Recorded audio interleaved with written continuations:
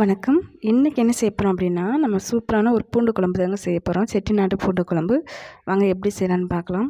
அப்புறம் வீடியோக்குள்ளே போகிறதுக்கு முன்னாடி நம்ம சேனலை சப்ஸ்கிரைப் பண்ணல அப்படின்னா சப்ஸ்கிரைப் பண்ணிவிடுங்க. அதுக்கு நான் ஒரு 150 கிராம் அளவுக்கு நான் பூண்டு உரித்து வச்சுருக்கேன்.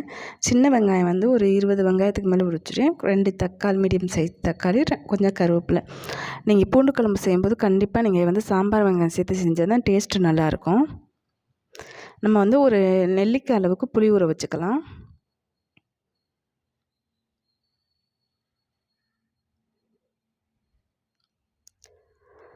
இப்போ நம்ம ஆயில் சேர்த்துக்கலாம்.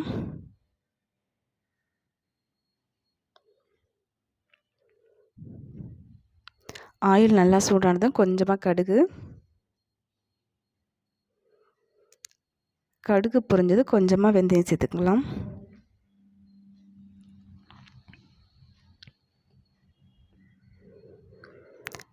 இது ரெண்டும் நல்லா பொரிஞ்ச பிறகு நம்ம கட் பண்ணி வச்சுருக்க சாம்பார் வெங்காயத்தை சேர்த்துடுங்க.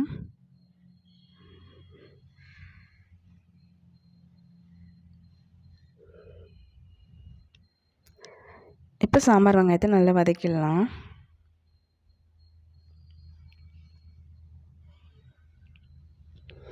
நமக்கு இப்போ நல்லா வெங்காயம் நல்லா வதங்கிடுச்சு. இப்போ நம்ம கொஞ்சம் கருவேப்பிலை வச்சுருக்கோம், அதையும் சேர்த்துக்குங்க.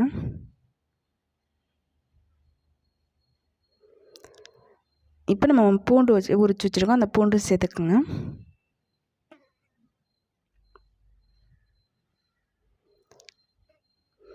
நம்ம இது கூட தக்காளி சேர்த்துக்கலாம்.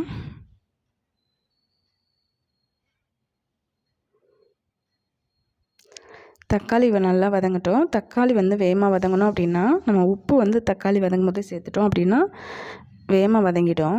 இப்போ நம்ம இந்த குழம்புக்கு தேவையான உப்பு சேர்த்துடலாம்.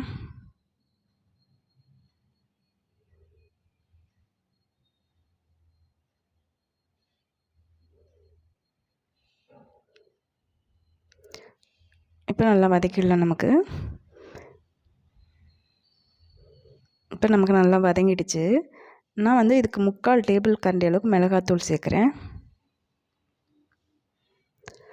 அப்புறம் 1 டேபிள் கரண்டி அளவுக்கு மல்லித்தூள்.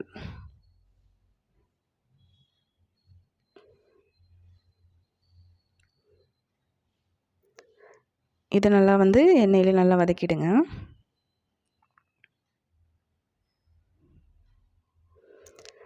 இப்போ நம்ம ஏற்கனவே ஊற வச்சுருக்க புளியை கரைச்சி சேர்த்துக்கலாம். நமக்கு இன்னும் கொஞ்சம் தண்ணி சேர்த்துக்கலாம். தண்ணி சேர்த்து வற்ற விடும்போது தான் டேஸ்ட்டு நல்லாயிருக்கும்.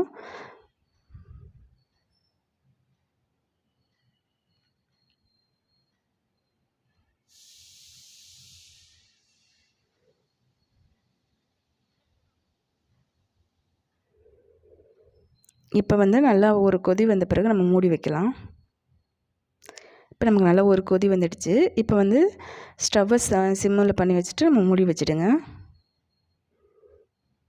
இது நல்லா குக்காகி ஆயிலெலாம் பிரிஞ்சு வரந்துட்டிக்கு இது ஒரு 5-6 நிமிஷம் ஆகும்.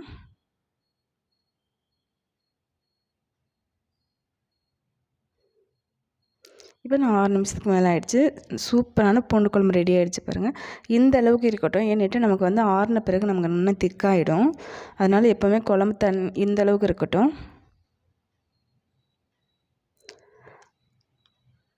உப்பு போதுமான்னு பார்த்துட்டு ஸ்டவ் கம்மி பண்ணிடலாம். அவ்வளோதான், ஆஃப் பண்ணிவிடுங்க. சூப்பரான பூண்டு குழம்பு ரெடி ஆச்சுங்க. இதே முறையில் நீங்களும் செஞ்சு பாருங்கள், ரொம்ப நல்லாயிருக்கும். நன்றி. அடுத்த வீடியோவில்